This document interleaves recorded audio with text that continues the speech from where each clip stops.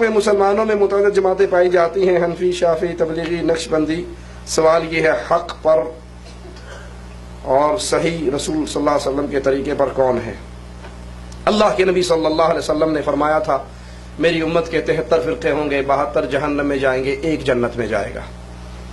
صحابہ کرام نے فوراً پوچھا اللہ کے نبی وہ جو ایک جنت میں جائے گا وہ کون سا ہے؟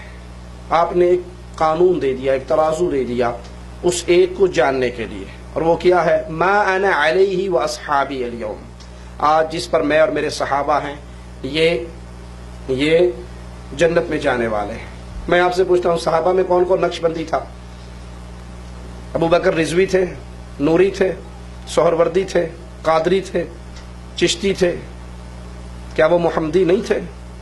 کیا وہ حکم مصطفیٰ کے سامنے گردن جھکانے والے نہیں تھے؟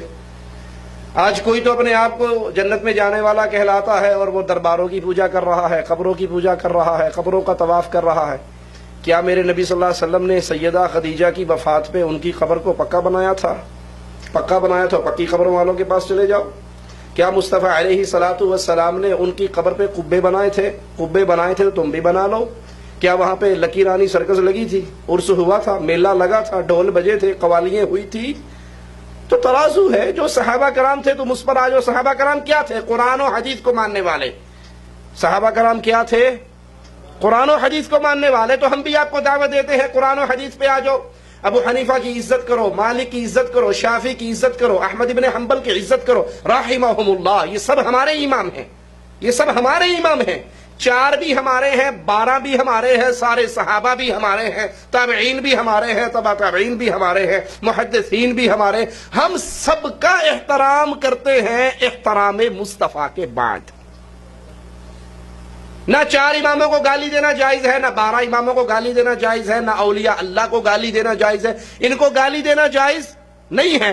یہ تو مصطفیٰ کے آنگن کے پھول ہیں میرے نبی کے صحابہ، اور صحابہ کے پھول ہیں ان کے تابعین اور تبع تابعین اور محدثین۔ جس سے بھی مصطفیٰ کی بات مل جائے سینے سے لگا لو۔ یاد ہے ابو ہریرہ پہرے پہ کھڑے تھے، چوری کرنے والا چور آیا تھا، پکڑ لیا تھا، تیسری بار آیت الکرسی سکھا کے گیا تھا۔ کون تھا جی؟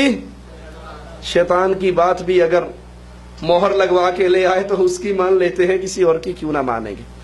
اگر کسی فرد واحد کی بات ماننی ہے کہ صرف اس کا ہر جملہ ہمارے لیے دلیل ہے، وہ آمنہ کا لال محمد الرسول اللہ ہے صلی اللہ علیہ وسلم۔